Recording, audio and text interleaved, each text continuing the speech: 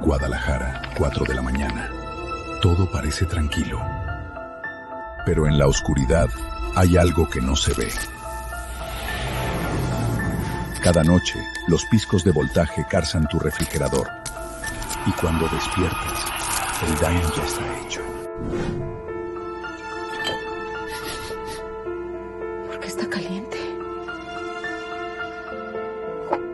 Mija, mi insulina. Mamá, tranquila. Voy a resolverlo. 3,000 pesos. No puede ser. Necesitas un protector de voltaje. Está bien. Voy a comprarlo. Es un protector de voltaje diseñado para cuidar tus electrodomésticos. Corta automáticamente ante variaciones peligrosas de voltaje, con protección de 90 volts/140 volt y reclaso de seguridad de 3 minutos.